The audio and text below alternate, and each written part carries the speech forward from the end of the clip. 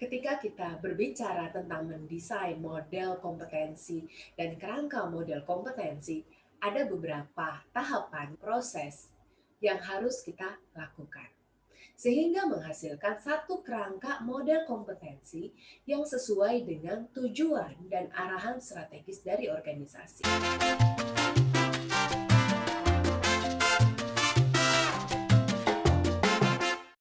Pertama-tama, tentukan tujuan Anda mendesain model kompetensi. Apakah untuk kompetensi inti organisasi, kompetensi berdasarkan fungsi, atau kompetensi berdasarkan jabatan untuk departemen tertentu?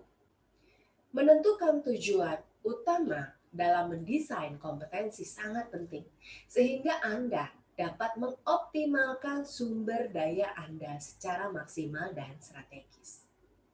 Pada tahapan ini Anda juga harus menentukan pendekatan teori kompetensi apa sih yang akan Anda gunakan. Apakah Anda akan menggunakan leveling dalam setiap kerangka kompetensi atau cukup hanya dengan menentukan indikator perilaku saja. Di sini juga Anda perlu mengkaji apakah Anda akan mendesain kamus kompetensi sendiri sesuai organisasi Anda atau menggunakan kamus kompetensi yang sudah tersedia dan bisa Anda akses, seperti kompetensi Spencer ataupun kompetensi DDI. Tahapan kedua adalah lakukan analisa proses di dalam organisasi Anda. Di sini sangat penting untuk Anda cermati bahwa apakah Anda praktisi SDM, pimpinan perusahaan, ataupun pemilik bisnis untuk mampu melihat dan menganalisa proses bisnis yang terjadi di organisasi Anda.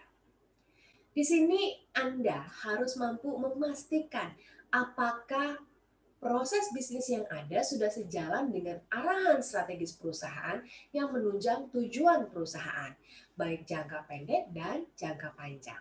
Bila ternyata proses bisnis belum tersedia atau mungkin sudah tidak update, sangat dianjurkan bagi Anda sebelum Anda mendesain kompetensi untuk kembali mengkaji apakah proses bisnis Anda dan mendesain ulang kembali proses bisnis organisasi Anda sesuai dengan tujuan dan arahan strategis perusahaan. Ketiga, identifikasi struktur organisasi. Termasuk dalam hal ini mencatat kepangkatan dan level jabatan di dalam organisasi. Di tahapan ini Anda juga perlu memastikan nih, apakah struktur organisasi yang tersedia masih valid nggak sih untuk menunjang tujuan dan arahan strategis perusahaan? Atau harus dikaji ulang sebelum Anda benar-benar memulai proyek desain kompetensi Anda. Selanjutnya adalah tahapan keempat, identifikasi kerangka kompetensi sesuai dengan tujuan mendesain kerangka kompetensi yang telah Anda tetapkan di awal tahapan. Apabila Anda hendak mendesain kompetensi inti organisasi, berikut ini adalah langkah-langkah yang perlu Anda lakukan. Langkah pertama, pastikan perusahaan Anda ini memiliki visi misi perusahaan yang memang jelas dan spesifik sebagai panduan kemana sih perusahaan akan menggerakkan kegiatan usahanya. Lalu kemudian kaji nilai-nilai perusahaan tersebut. Nah, kalau ternyata nih belum ada, lakukan inisiatif untuk kemudian berkoordinasi dengan manajemen untuk menentukan nilai-nilai atau budaya perusahaan yang memang hendak dibangun dan memang mendukung tercapainya visi dan misi perusahaan Anda. Di sini harus dipastikan nilai-nilai tersebut mudah diingat dan dipahami sama oleh seluruh anggota tim atau karyawan di dalam organisasi. Nah, bila nilai-nilai perusahaan sudah tersedia, langkah selanjutnya adalah identifikasi indikator perilaku inti yang memang mendukung pencapaian dan cerminan dari nilai-nilai perusahaan. Tentunya ketika Anda menentukan indikator perilaku, pastikan Anda menuangkannya dalam kalimat aktif dan mengandung kata kerja. Untuk lebih jelasnya, Anda bisa melihat contoh kamus kompetensi yang tersedia dalam materi PDF pada program ini. Di sini, kompetensi inti organisasi nantinya akan diimplementasikan oleh semua karyawan, tanpa kemudian melihat level kepangkatan atau mungkin jabatan mereka. Artinya, semua jabatan harus menguasai kompetensi inti tersebut. Untuk jumlah kompetensi inti organisasi biasanya sih yang ideal adalah 2 sampai 4 kompetensi inti organisasi. Nah, selanjutnya apabila tujuan Anda adalah mendesain kerangka kompetensi berdasarkan fungsi, maka yang harus Anda identifikasi pertama kali adalah bisnis proses yang terdapat di fungsi tersebut. Di sini Anda harus mengidentifikasi perilaku-perilaku kritikal apa saja sih yang menjadi faktor keberhasilan masing-masing proses bisnis pada fungsi tersebut.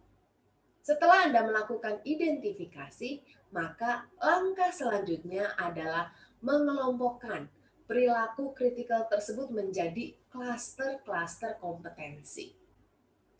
Lalu langkah terakhir adalah lakukan rating kepada perilaku kritikal tadi di masing-masing klaster kompetensi tersebut dengan menggunakan rating scale dan dilakukan oleh tim proyek yang terdiri atas PIC-SDM, manajemen puncak, dan perwakilan karyawan yang sudah dipilih perusahaan. Nah, di sini Anda bisa menggunakan klaster kompetensi yang sudah tersedia atau mendesainnya sendiri sesuai dengan kebutuhan organisasi Anda. Lalu berikutnya, apabila tujuan Anda adalah mendesain kompetensi jabatan, maka yang harus Anda lakukan pertama kali adalah menganalisa jabatan dengan menggunakan deskripsi jabatan yang sudah tersedia dan masih valid tentunya, sesuai dengan tujuan jabatan di organisasi yang mendukung tujuan fungsi di perusahaan. Namun bila ternyata tidak tersedia nih, atau mungkin sudah nggak valid, Anda bisa menggunakan proses bisnis level 3 berdasarkan jabatan yang sesuai dengan struktur organisasi yang valid. Nah, ketika Anda melakukan analisa proses bisnis terkecil, pastikan Anda juga menganalisa prosedur aktivitas kerja pada jabatan tersebut. Atau mungkin melakukan observasi bagaimana seorang pemegang jabatan melakukan fungsi jabatannya di perusahaan. Di dalam analisa jabatan, selanjutnya adalah identifikasi perilaku-perilaku kritikal yang harus muncul untuk mendukung keberhasilan proses kerja yang terjadi. Lalu setelah Anda mengidentifikasi perilaku tersebut, langkah selanjutnya adalah lakukan klaster perilaku tersebut ke dalam klaster kompetensi yang telah disusun sebelumnya. Lalu langkah terakhir adalah lakukan rating kepada perilaku kritikal tadi di masing-masing klaster kompetensi tersebut dengan menggunakan rating scale dan dilakukan oleh tim proyek yang terdiri atas PIC SDM, pemegang jabatan, atasan pemegang jabatan, atau bila dirasa perlu Anda juga bisa melibatkan fungsi lain ketika melakukan validasi atas masing-masing klaster kompetensi tersebut. Nah, di sini ketika Anda melakukan validasi atas klaster kompetensi, ada kalanya Anda dan tim Anda akhirnya menggugurkan klaster kompetensi tertentu karena memang dianggap tidak terlalu kritikal dalam mempengaruhi kinerja fungsi, level, atau jabatan tertentu di organisasi. Anggap saja ketika Anda mengidentifikasi klaster kompetensi, mungkin Anda akan mendapati terdapat 11 kompetensi nih. Nah, di sini Anda harus melakukan rating. Kompetensi mana sih yang benar-benar sangat mempengaruhi keberhasilan kinerja fungsi, level, atau jabatan sesuai dengan proses bisnis di organisasi.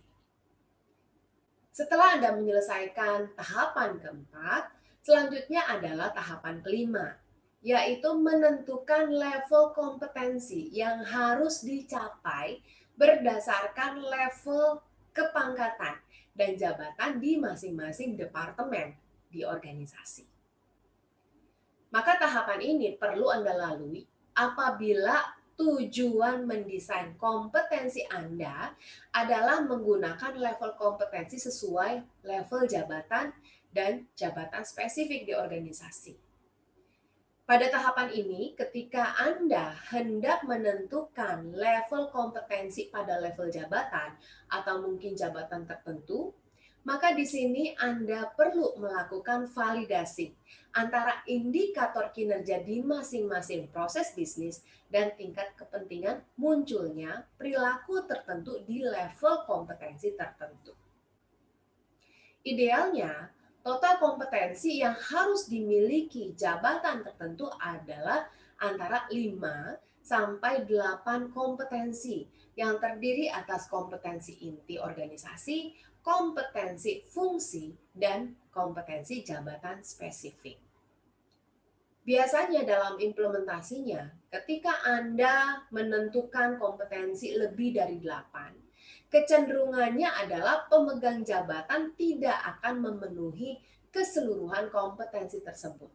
Meski memang di lapangan banyak organisasi yang mengenakan sampai dengan 12 kompetensi untuk satu pemegang jabatan. Dan ini hasilnya ternyata tidak terlalu maksimal. Dan sebagai catatan, ketika Anda menentukan level kompetensi, tidak berarti level jabatan tinggi harus memiliki level kompetensi yang tinggi juga.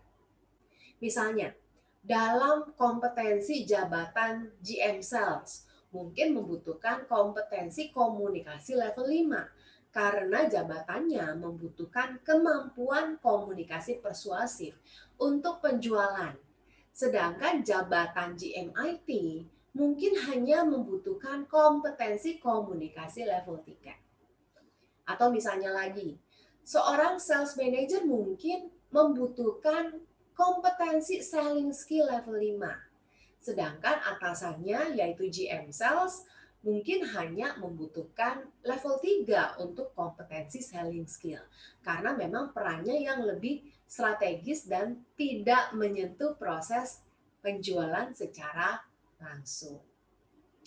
Mengapa saya menyarankan strategi ini untuk dilakukan? Nah, ini yang saya temukan ketika saya membantu banyak klien saya ketika melakukan proses assessment center berbasis perilaku bersama dengan para asesor kami.